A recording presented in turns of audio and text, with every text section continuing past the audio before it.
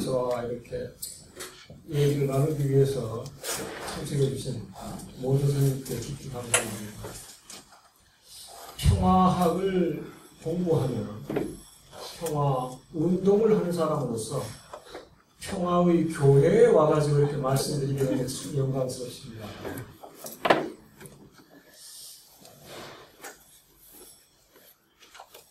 이 자리가 교회이기 때문에 가장 먼저 제가 신자라는 점을 밝힙니다.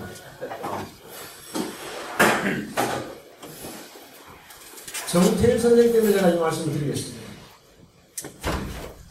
초등학교 때 집안에서 싸움이 일어났습니다. 큰아버지가 큰 병을 얻으셔가지고 여기저기 병원 다녀도 못 낫습니다. 마지막으로 간 곳이 교회였습니다. 조그만 시골이었어요. 그래서 기복신앙의 일종이겠죠. 낫지 못하고 곧 돌아가셨습니다. 그 뒤가 문제였습니다. 큰아버님을 통해서 교회를 나가게 된 큰집 식구들이 제사를 거부했습니다. 제 아버지는 그런 일이냐, 제사는 모셔야지. 그래가지고 큰집과 저희 집 사이에 큰 싸움이 벌어져가지고 어릴 때 제 꿈이 앞으로 어떻게 하면은 우리 큰집과 작은집을 갈라놓은 교회를 없앨 수 있을까, 이런 생각을 그렇게 했습니다. 대학을 졸업할 때까지 그 꿈은 변하지 않았습니다. 제가 미국에 유학을 오게 되는데요, 제 아내가 결혼하기 직전에 물어보더니 신앙 없다. 대신 분명히 약속을 하자. 내가 신앙이 없다 해가지고서 당신한테 교회 나가지 못하도록 절대 하지 않겠다. 마찬가지로 당신이 교회 나간다고 해가지고 나를 데리고 나가도록 강요하지 말자. 그러니까 종교 문제에서는 부부관계를 생각하지 말도록 하자. 반년쯤 지났는데 집사람이 서서히 수작을 부리더라고요. 근데 저는 아주 가난한 집 출신입니다만 집사람은 아주 부잣집 출신이었습니다. 제가 유학하는 동안에 한국 집에서 돈 한 푼 가져온 적 없습니다. 오히려 제가 장사하면서 벌어가지고 돈을 용돈하라고 보내드린 적은 있었어요. 일요일인데 플리마켓이라는 곳에 나가가지고 장사하면서 돈을 벌었습니다. 60년대에 인천에서 자가용을 몰았다는 그렇게 그 부잣집 출신인 제 아내가 가난한 남편을 만나가지고 고생을 상당히 했습니다. 그러한 아내가 어느 날 갑자기 일요일 하루 딱 2시간만 교회 나가자는 거예요. 유학생 아내로서 집안에 차벽해가지고 지내다가 일주일 딱 하루 주일날 옷처럼 옷 빼입고 교회 나가는데 자기가 과부처럼 왜 혼자 가야 되느냐. 그 말에 너무 가슴을 울리더라고요. 그래, 좋다. 당신이 나를 위해서 이렇게 희생하는데 일주일 그까지 2시간 나를 끌고 어디로 간들 내가 못 따라가겠느냐. 내 몸뚱이만 안 맡기면 되지. 교회로 데리고 가든 절로 데리고 가든 알아서 알아. 그래서 교회 나가기 시작했습니다. 오늘 제 옆에 앉은 정태일 선생이 그때 제 모습하고 똑같이 닮았습니다. 제가 정태일 선생을 위해서 이 말씀을 드리는 겁니다. 전도하는 겁니다. 박수 한번 쳐주셔야죠.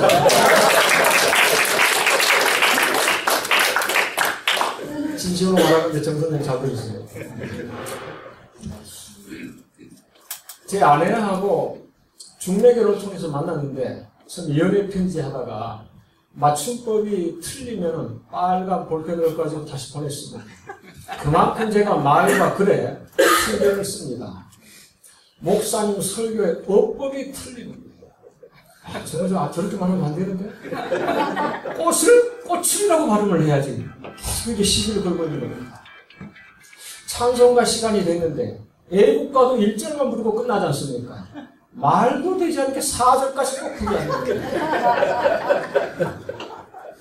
헌금을 하는데 가난한 유학생이 1불짜리 하나 낼 수는 없고 5불을 냈습니다. 그걸 내면서 아휴, 이거 두 사람 점심값으로 충분하다. 그런 기분을 냈습니다. 몇 달이 지나가지고 집에서 설거지를 하는데요, 제가. 좀 가정적입니다. 요리는 못해도 설거지는 잘합니다. 혼자 콧노래를 웅얼거리는데 그게 찬송가였어요. 제 스스로 놀랐습니다. 내가 찬송가를 부르고 있네. 지금은 안수집사가 됐습니다.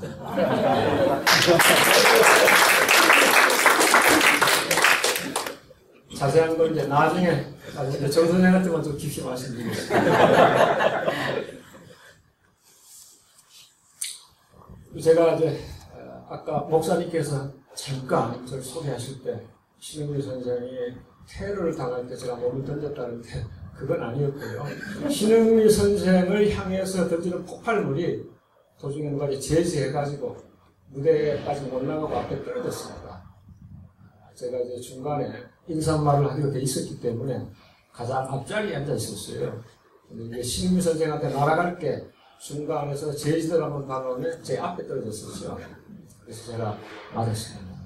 그런데 신흥미 선생이 고국에서 작년 11월 중순부터 거의 2달 동안 마녀가 됐습니다.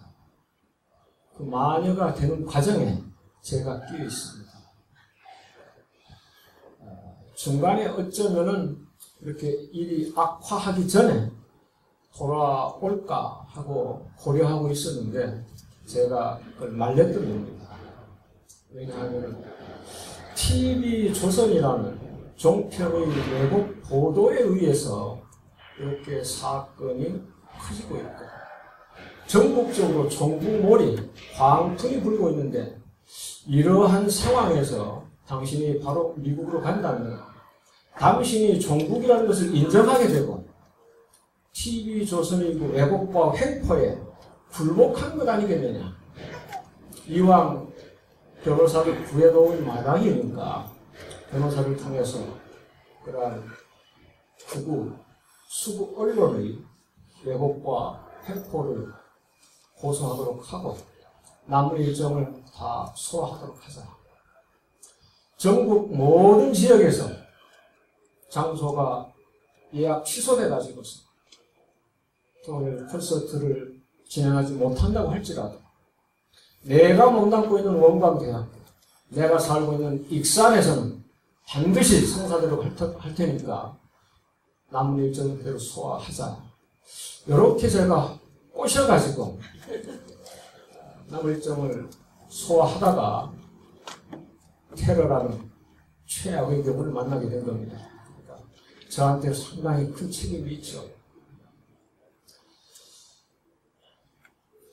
신흥미 선생이 고국에서 추방당하고 언니와 어머님을 비롯해가지고 가장 가까운 가족들로부터도 외면당하는 것이 저한테 가장 큰 고통이었고 안타까움이었습니다. 공항에 도착한다는 날 뉴스를 통해서 교회 목사님께서 나오신다는 얘기를 듣고 상당히 안심이 됐습니다. 고국은 버리고 가족까지 외면하지만 교회에서는 버리지 않는구나. 이걸 느꼈습니다. 이거 자고 아닙니다. 목사님. 그 뉴스 듣자마자 가장 먼저 느꼈던 겁니다. 그래서 제가 이 교회 성격도 모르고 목사님이 어떤 분인지도 모르고 어디에 있는지 전혀 모르는 상태에서 하여튼 신흥미 선생이 나가는 교회 목사님이 공항에 영접을 나가신다. 이것만 봤단 말이에요. 그래서 제가 욕심이 생겼습니다. 미주 순회 가는 초청을 받았는데 LA에 가게 되면은 신흥미 선생이 나가는 교회에서 말씀을 좀 드리고 싶다. 왜냐하면 이 교회에 단 한 사람이라도 성도들 가운데 신흥미 선생에 대해서 오해를 하거나 불만을 가진 사람이 있지 않겠느냐. 그분들을 위해서 신흥미 선생이 하지 못한 해명을 내가 좀 해드리고 싶다. 그러한 차원에서 정태일 선생을 통해서 혹시 기회가 된다면 교회 가서 단 1, 20분이라도 말씀드리고 싶다 해가지고 이 자리가 성사됐습니다. 다시 한번 감사드립니다. 분위기를 보니까 제가 굳이 자리를 마련하지 않을 것 같아요. 왜냐하면 제가 좀 오해를 풀어드린다는 의미로 왔는데요. 이제 어차피 나오게 됐는데 목사님께서 그럼 이왕 오는 거 교회의 평화를 위한 교회의 역할에 대해서 좀 얘기를 해달라 해서 이건 제가 항상 하던 일이니까 기꺼이 준비를 했습니다. 통일을 매개로 해가지고 저하고 신미 선생이 인연을 맺게 됐습니다. 저나 신미 선생이나 실향민도 아니고 북쪽과는 거의 아무런 관계가 없는 사람입니다. 그러니까 북쪽에 고향을 두고 내려온 것도 아니고 일가 친척이 있는 것도 아닙니다. 제가 통일운동에 관심을 갖게 된 것은 1995년이었습니다. 시간 강사를 할 때였습니다. 94년도에 하와이에서 공부를 마치고 나가면 북한의 식량난이 전 세계적으로 알려지게 됐습니다. 속을 어떻게 해야 되나? 어느 잡지사에서 저한테 글을 요청했습니다. 우리가 북한에 대해서 식량 지원을 하지 말아야 되는 이유를 써달라고 합니다. 그때는 이제 김영삼 정부 때였는데 교육부를 통해서 전국 각급 학교에 식량 지원을 하지 말라는, 그러니까 식량 지원운동에 동참하지 말라는 그러한 공문을 내릴 때였습니다. 그래서 저는 왜 우리가 식량 지원을 하지 말아야 되느냐? 인도적 차원에서 북한 사람이 됐든 어디 아프리카 난민들이 됐든 굶어 죽어나가고 있다는데 도와주는 게 도리지 왜 도와주지 말자고 하느냐. 그 기자한테 나는 식량 지원 찬성하는데요? 그랬더니 그럼 찬성하는 글 하나 써달라고 하는 거예요. 나중에 그 잡지를 받아보고 나니까 통일한국이라는 월간 잡지인데요. 우리가 대북 식량을 지원해야 되는 이유, 원광대학교 이재봉 교수, 세계 글이 실렸고 찬반 논쟁을 붙인 거예요. 식량 지원을 해서는 안 되는 이유, 통일부 과장이었습니다. 그러니까 그 당시 통일부는 그랬던 거죠. 95년도에. 그래서 이렇게 이제 식량 지원을 통해 가지고 북한 문제에 관심을 갖게 됐습니다. 그게 제가 통일운동에 첫 발을 내디딘 계기였습니다. 그리고 이제 두 번째 더 큰 계기가 있었습니다. 1999년 6월입니다.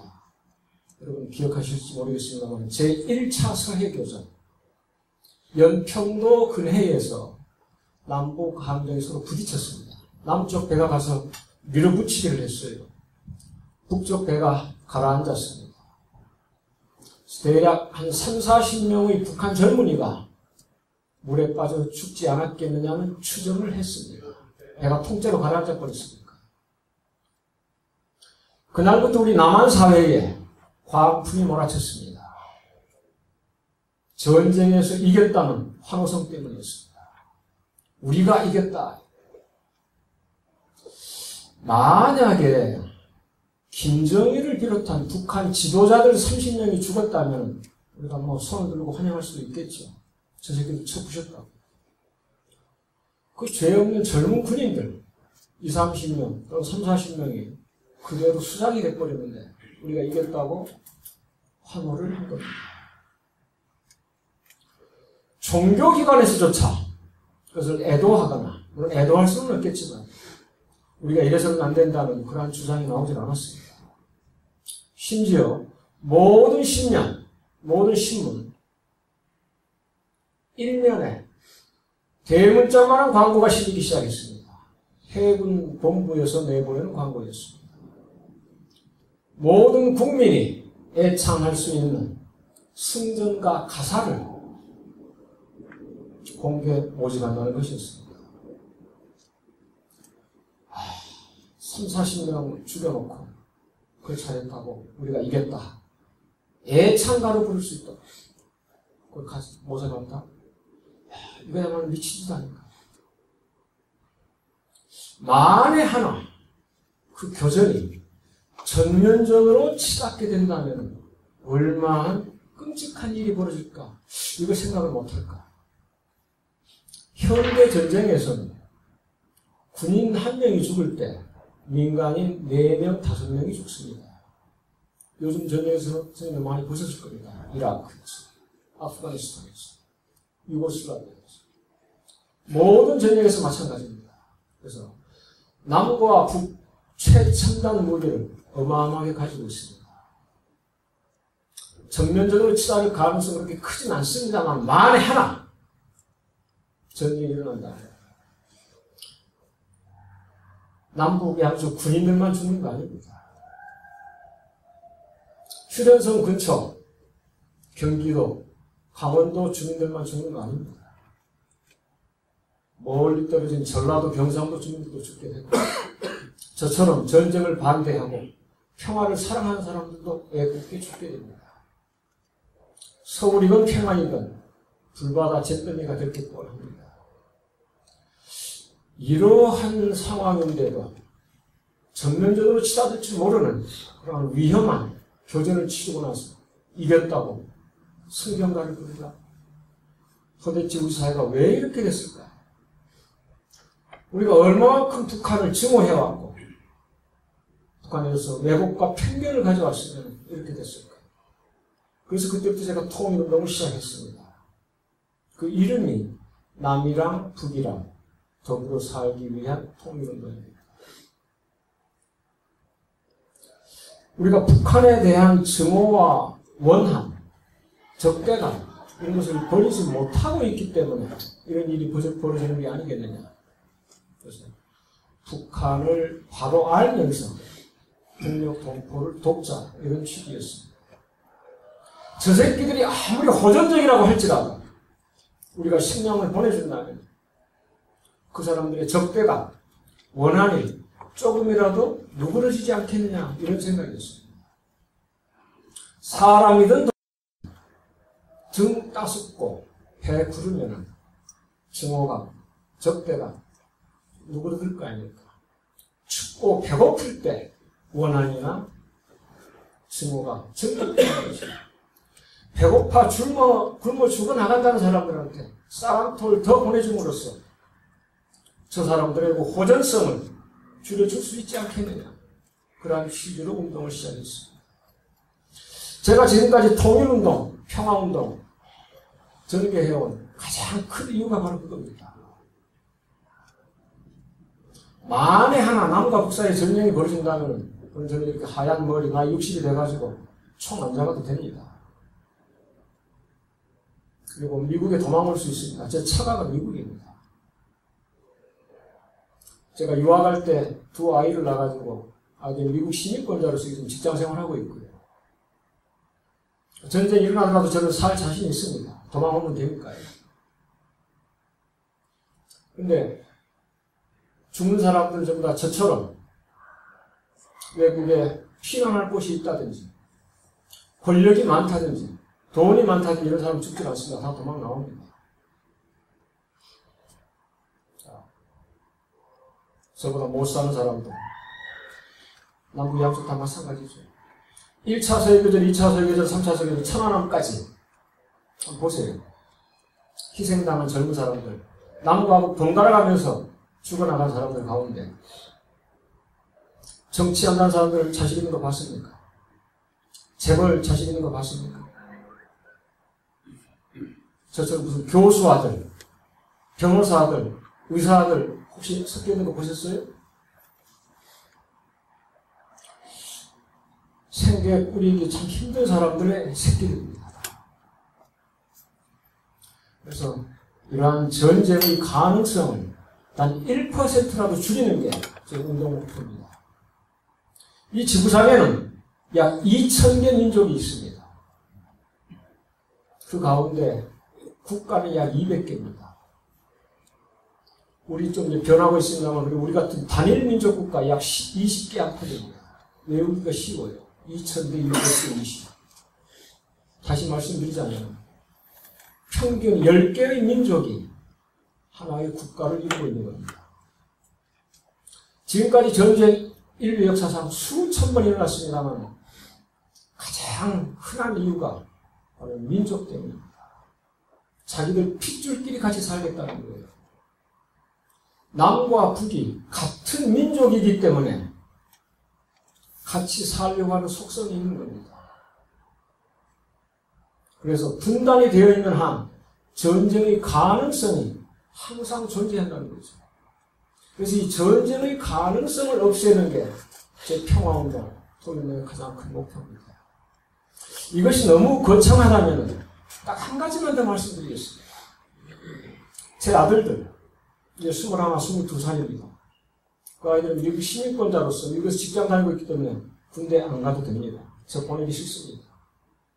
저는 70년대 후반 33개월 착실하게 군 복무하고 나왔습니다.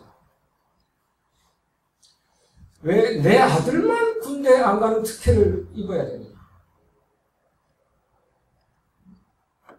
자기 적성에 맞아가지고 돈벌이 수단으로서 군대 간다면 좋습니다. 군대 가기 싫다고 일부러 자기 신체 절단하는 친구들도 나오고 온갖 뇌물을 써가지고 군대 피하려고 하는 사람들이 부지기 있습니다. 적성이 안 맞아가지고 군에 가서 자살하거나 사고 일으키는 친구도 상당히 많습니다. 남북 사이의 무력 충돌로 죽어나가는 군인들보다 적응하지 못해가지고 자살로 죽어가는 군인들 숫자가 해마다 훨씬 많습니다.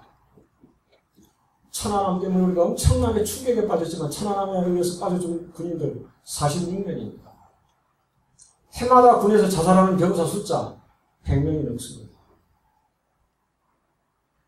인생에 있어서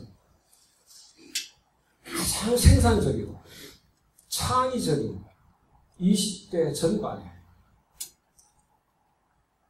학교 다니면서 공부하다 말고 직장 다니다 말고 연인들끼리 교제하다 말고 군대 끌려가야 되는 이유가 어디에 있습니까? 제가 군대 끌려간다고 하면 선생님들도 혹시 불편하실지 모르겠습니다. 노무현 대통령이 그랬죠. 군대가 썩는다고. 가장 파괴적인 집단 아닙니까? 이 이유가 어디에 있습니까? 우리가 분단되어 있기 때문에 그런 거 아니겠어요? 우리가 분단이 되어 있지 않다면 징집제 유지할 필요가 없겠죠. 물론 어느 나라는 군대는 다 있어야 됩니다. 군대 없는 나라 지도상이 한 20개나 되려면 분단이 되어 있지 않다면 모병제를 통해서 적성에 맞는 친구들, 애국하고 싶다는 친구들, 하사관, 장교가 돼가지고 돈 벌고 싶다는 친구들, 이런 친구들만 군대 가도록 하면 될 거 아니에요. 사고 날 이유도 없고, 적응하지 못해가지고 이상한 짓 할 필요가 없겠죠. 이러한 징병제를 아직도 고수해야 되는 이유가 뭐냐? 분단 아니겠어요? 분단이 해소가 된다면 징집제로 모병제로 바꿀 수 있다. 이러한 것들 때문에 평화운동, 통일운동을 한 겁니다. 분단의 폐해가 너무나 크다는 거죠. 저는 통일, 남과 북을 할 체제로 합치는 것을 원하지 않습니다. 상당한 혼란도 따르게 될 테고, 경비도 많이 들 테고, 그냥 남과 북, 양쪽 사람들이 왔다 갔다 하면서 이산가족들 만나보고, 내가 제 학생들 데리고 자유롭게 개성이나 금강산 가고, 평양에도 가보고, 백두산에도 가보고, 신은미 선생, 정태일 선생이 하듯이.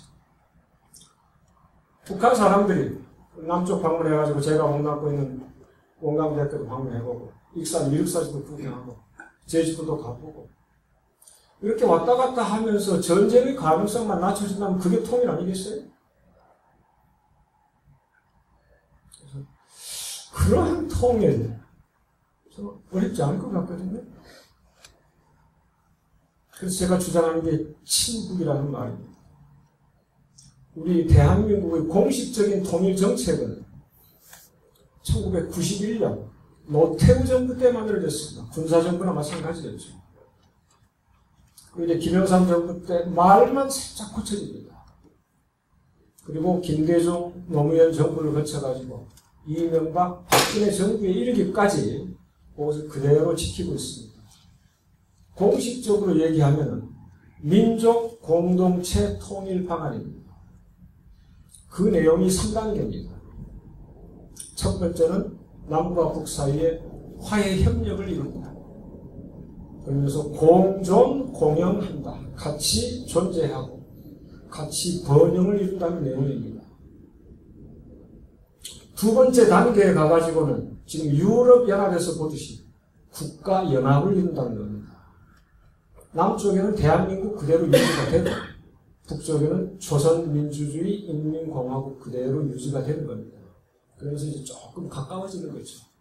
연립주택처럼 멀리 떨어져 있는 게 아니고. 그 다음 이제 3단계에 가가지고 완전한 통일을 이루는 거랍니다. 한 집이 되는 거죠. 시간은 5년이 걸릴 수도 있고 10년이 걸릴 수도 있고. 그래서 혼란을 피할 수 있고 막대한 결기가 들지 않도록 하는 방법입니다. 우리가 흔히 빨갱이 정부라고 부르는 김대중 노무현 정부 때 만들어진 게 아니고 군사정부 노태우, 보수정부 김영삼 정권에서 만들어진 겁니다. 그 시기까지 계속 유지되고 있는 겁니다. 그러면 가장 기본적인 1단계 화해, 협력, 공존, 공영을 위해서는 남과 북이 어떻게 지내야 되겠습니까? 우리가 지금까지 계속 해온 대로 냉전 시대처럼 북한을 주적으로 삼고 멸공, 승공을 외쳐가지고 남과 북이 화해하고 협력할 수 있을까요? 화해 협력을 하려면 상대방이 잘못했어도 조금 등 동덕거리면서 앞으로 그러지 마라. 그렇게 가까워져야 될 게 아닙니까? 어떻게 반공, 반북만 외치면서 화해 협력을 통한 평화 통일을 이룰 수가 있겠느냐. 냉전시대 우리 목표는 승공 통일이었습니다. 전쟁을 통한 통일이 우리 공식 목표였기 때문에 북한을 주적으로 삼고 쳐부수는 거 당연했습니다.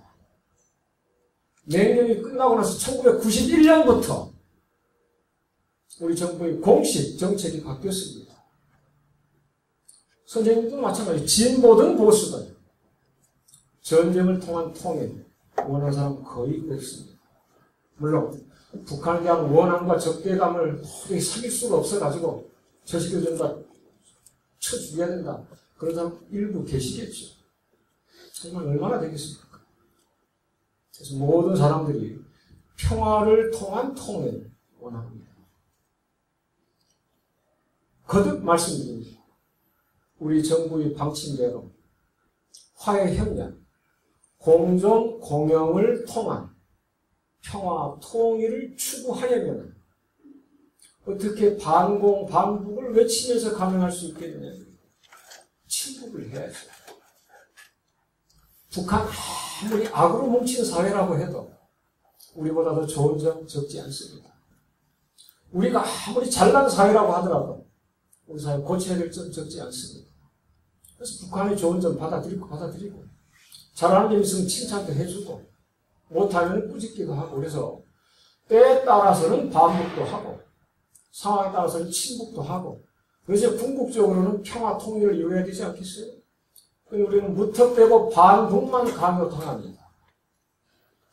북한 뭐 사람이 살고 있는 곳이래? 이 정도 묘사한 게 신임미 선생 책 아니에요? 근데 그게 어떻게 종북입니까? 제가 이러한 취지를 갖고 통일운동을 하면서 작년부터 신임미 선생하고 가까워지게 됐어요. 인연이 된 거죠.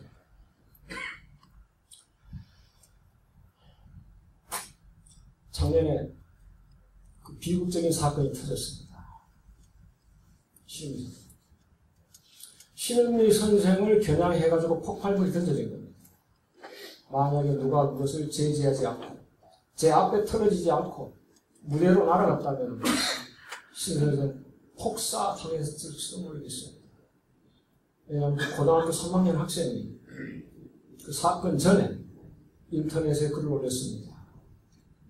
만약에 신은미가 폭사했다는 소리가 들리거든 내가 한 짓으로 알아라. 요 글을 띄워놓고 그 짓을 한 겁니다.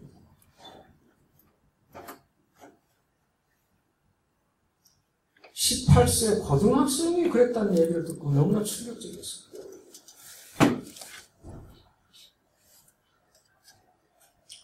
경찰서를 찾아갔습니다. 그 학생을 만나고 싶었습니다.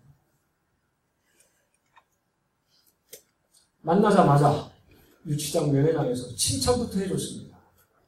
믿어지지 않으시죠? 제 위선이 섞여 있을지도 모르겠습니다. 자네 참 장하다. 내가 대학에 몸담고 있는데 요즘 대학생들 우리 사회 문제에 전혀 관심을 갖지 못하고 있다. 뜨거운 가슴을 가진 사람들이 사회의 부정과 불의를 보면 그것을 고치도록 노력을 해야 되는데 전혀 관심을 갖지 않고 오로지 토플 책만 가지고 있습니다. 물론 생계를 위해서 취직 안 할 수가 없죠. 대학이 취업 기관으로 전락하고 있는 마당에 젊은이들이 사회 문제에 관심을 갖지 못합니다. 대학생들이 이러한 상황에서 자네 이제 고등학교 3학년 우리 사회 문제에 관심을 갖고 참 대단하다. 그런데 폭력을 저지르는 건 좀 유감이다.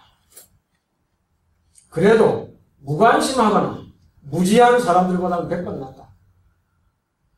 우리가 원하는 바람직한 사회를 만들기 위해서는 나처럼 비폭력적으로 사회를 좀 바꾸도록 노력을 하자. 그것이 좀 힘들다면 자네처럼 폭력으로 저질러서라도 사회를 올바른 방향으로 이끌어 나가야 된다. 자기가 몰라서 알면서도 무서워서 행동을 못하는 건 그건 비겁합니다. 비굴의 수치다. 자기는 그런 세 번째 부류보다 훨씬 낫다. 그래서 칭찬을 해주고 물어봤습니다. 그런데 자네는 언제부터 사회 문제에 관심을 갖게 됐나? 중학교 2학년 때부터입니다. 어떻게 해서 교회에서 선교사로부터 북한에 관한 얘기를 들었습니다. 자네 교회 다녀? 교회 다니는 사람이 그렇게 폭력을 저질러? 엄청 크게 꾸짖었습니다. 사회에 관심을 가지는 건 참 대단한 일인데 어떻게 교회에 나간다는 사람이 이렇게 끔찍한 테러를 저지르냐? 바락 소리를 질렀습니다. 야, 이 사람아. 예수의 가장 큰 가르침이 뭔가? 사랑 아닌가? 자네하고 좀 생각이 다르다고 그렇게 끔찍한 폭력을 저지르고 사람을 죽이려고까지 했어? 죽이려고 하진 않았습니다. 자네가 사전에 그 글 써놓은 거 있잖아. 신은미가 폭사당하거든. 내가 한 자식인 줄 알으라고. 자네가 그 쓴 글 아니야? 대답을 못하게.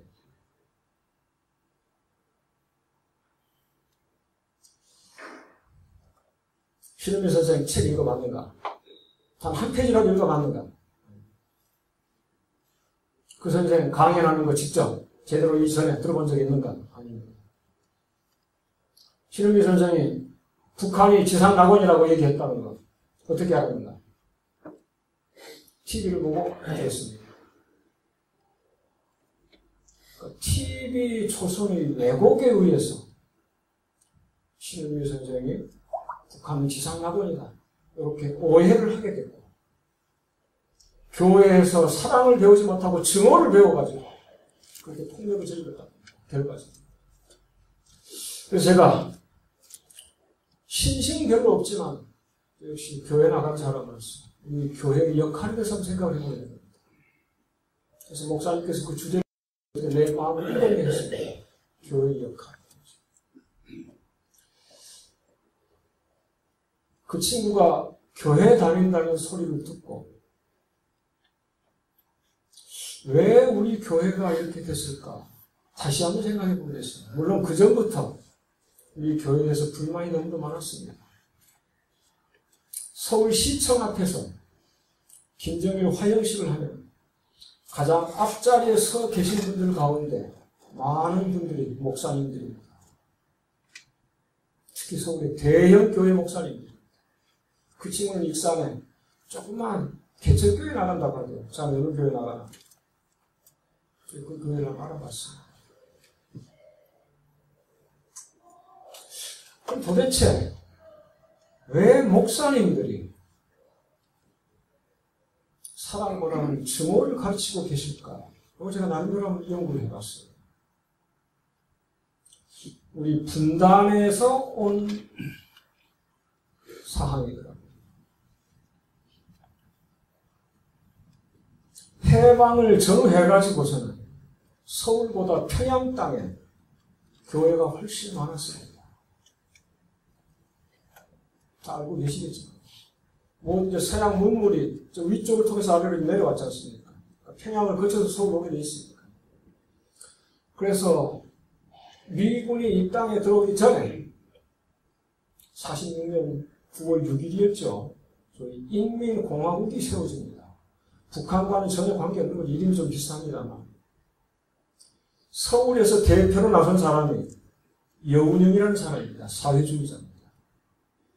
평양에서 대표로 나온 사람이 조만식이라는 사람입니다. 개신교 장로입니다. 자본주의자, 개신교 장로가 평양 대표였습니다. 그만큼 평양에 교회 세력이 많았다는 것이죠. 김일성이 북쪽에 들어와가지고 사회 혁명을 진행하면서 개신교 세력을 부담스러워합니다. 김일성 역시 모태신앙을 가진 사람입니다. 아버지가 평양 숭실학교를 나왔습니다. 기독교 학교죠. 어머니가 강반성 집사였습니다. 외가 쪽으로 다 장로, 목사 집안입니다. 강양원 목사입니다. 그가 만주에서 중학교 2학년 때 독립운동하다가 걸려 들어가지고 감옥살이를 할 때 자기 아버지 대신 보살펴 주신 분이 손정도 목사라는 분입니다. 남쪽에서 해군, 제독을 지낸 사람의 아버지입니다. 이 사람은 모태신앙을 갖고서 목사들의 도움을 많이 받았습니다만 평양에 들어와가지고 혁명을 진행하면서 목사들을 내치기 시작하는데요. 결정적인 계기가 두 번 있었습니다. 1946년 2월 북한에서 토지개혁을 하게 됩니다. 무상몰수, 무상분배였습니다. 일제시대 아래서 땅을 가지고 있었던 사람들, 어떤 사람들이었겠습니까? 친일파 지주계급이죠. 식민지 조선에서 했으니까. 그 중에는 교회 많이 포함됐죠. 그래서 목사님들이 반발하지 않을 수가 없었죠. 그분들이 쫓겨내려온 겁니다. 그 다음 이제 두 번째, 이건 뭐 좀 사소한 일이라고 할 수 있습니다만 이제 막 나라를 세워가는 그러한 과정이었으니까 주일이고 평일이고 가릴 게 뭐 있습니까? 그래서 선거도 주일 실시한 거예요. 우리 기독교인들이 가장 중시하는 것 가운데 하나가 성수주일입니다. 일요일 안식을 취해야지 왜 무슨 선거다 뭐라 이래요. 이제 두 번째 걸림돌이 된 겁니다.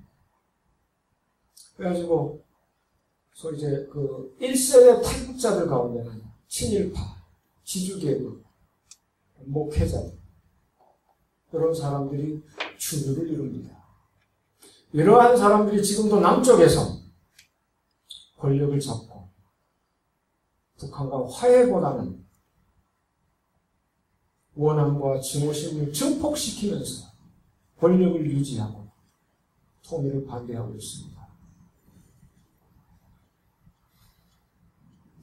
가장 많은 탈북자들은 전쟁 중에 생겼습니다. 폭격을 피해서 내려온 거죠. 그야말로 이제 피난민 세대입니다. 그분들은 북한교에서 원함, 적개심 가지고 있지 않습니다. 미군의 폭격이 하도 극심하니까 미군 조종사들 얘기 들어보면요, 그 당시에 더 이상 평양에 폭격할 목표물이 없다고 그랬어요. 완전히 잿더미가 돼버린 거죠. 그만큼 폭격이 심했기 때문에 자유를 찾아서 내려온 게 아니고 폭격을 피해서 말 그대로 피난 난리를 피해서 온 사람들입니다. 그 사람들은 남쪽에서 조용히 살고 있어요. 통일되면 고향 땅 올라가 봐야지. 원한은 없지요. 근데 그 원한을 가진 사람들이 그 전에 내려온 사람들, 전쟁이 일어나기 전에 거듭 말씀드립니다만 친일파, 지주계의 목회자. 이 1세대 목회자들이 서울에 와서 큰 교회를 차립니다. 그리고 이제 그 후배들이 지금 이제 우리 한국 개신교를 이끌어가고 있고, 이게 이제 우리 교회의 잘못된 시작이 아닌가 이런 생각을 합니다. 제가 통일운동을 하다 보니까 주변에 목사님들과 교류를 하게 됩니다. 제 주변에는 이런 목사님이 계십니다. 90년대 중반에 아까 제가 말씀드린 대로 북한에 대한 식량 지원 운동을 펼치는데 가장 앞장섰던 분이 계십니다. 아주 유명한 분입니다.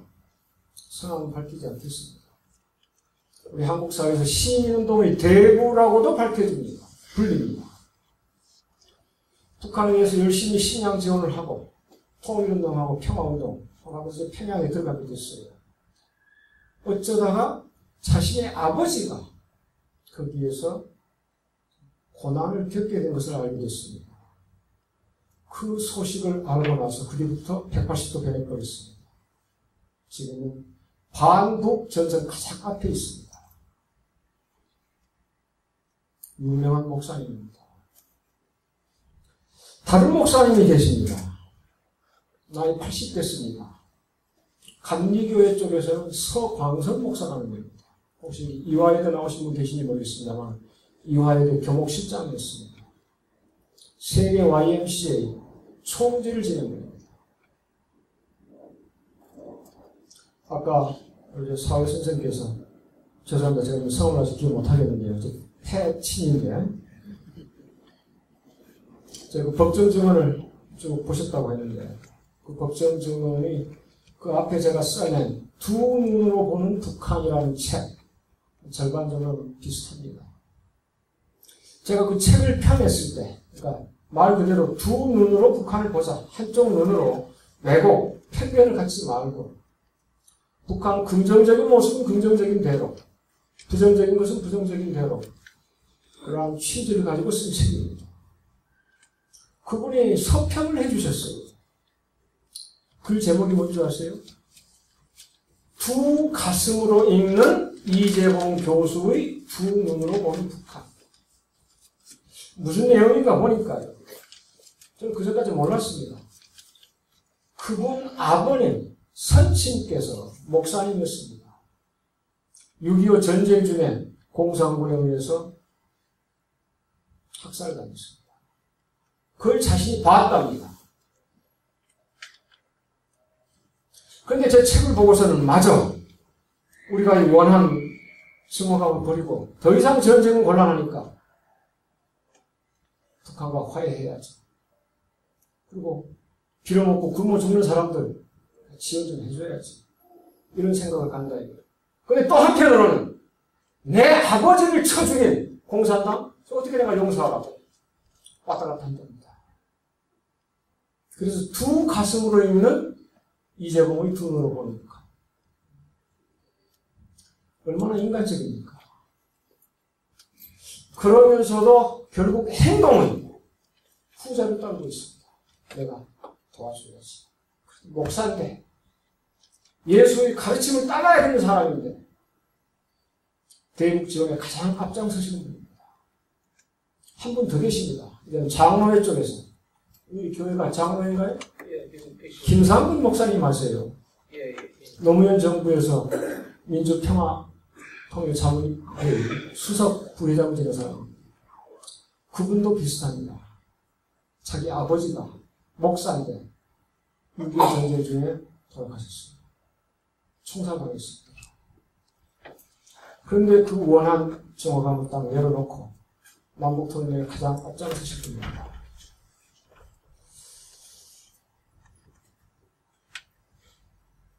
손양원 목사 얘기는 제가 안 해도 되겠죠? 손양원 목사님 다 들어보셨죠? 예. 자신의 두 아들을 잃었어요. 좌익 운동가들부터. 그런데 그 두 아들을 죽인 고등학생은 자기 양아들로 삼았습니다. 그리고 그 양아들을 목사로 만들었습니다. 저는 그것을 한 10여 년 전에 그 따님이 쓴 회고록을 읽고서 어떻게 이런 사람이 인간일 수 있을까? 아무리 목사라고 하지만. 근데 제가 딱 테러를 당하고 나서 그분이 떠오른 거예요. 그때는 좌익이 테러를 가했는데 우익 목사가 용서를 하면서 양아들로 삼았다. 내가 입은 이 피해, 얼굴 여기 뭐 이거 조금 피해 입었지만 비교도 안 되지만 두 아들 잃은 분하고 이번에는 소위 우익한테 내가 좌익으로서 테러를 당했는데 내가 좀 대답해줘야 되지 않을까?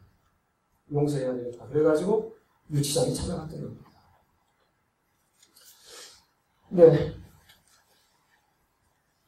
선생님 어떤 생각이 드세요? 이 두 유형의 목사들 가운데 열심히 통일운동을 하고 있다가 아버지가 당했다는 걸 알고 180도 변해가지고 저 새끼들 쳐부셔야 된다 하는 목사님하고 내 아버지 목사가 저 사람들한테 총살을 당했지만 예수의 가르침을 따라서 그래도 도와줘야지 화해해 나가야지 이런 목사님 제가 결론 안 내려도 되겠죠? 어느 쪽이 바람직한가 여기까지만 말씀드리겠습니다. 고맙습니다.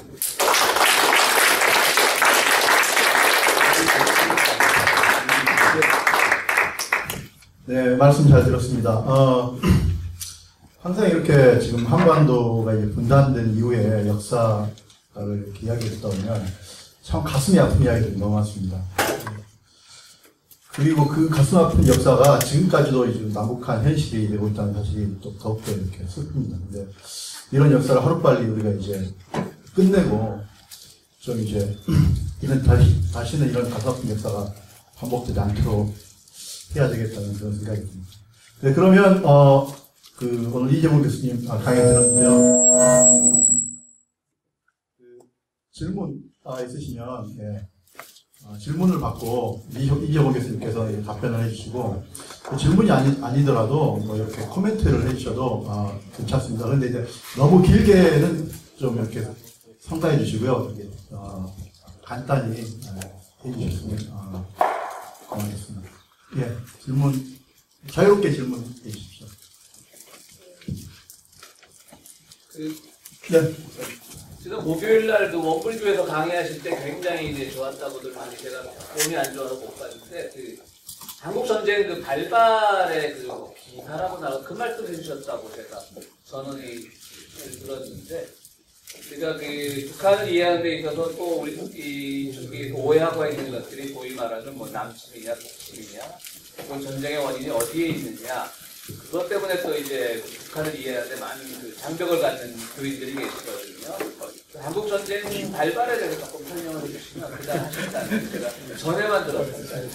저도 더 구체적으로 배우고 싶어서 말씀드립니다.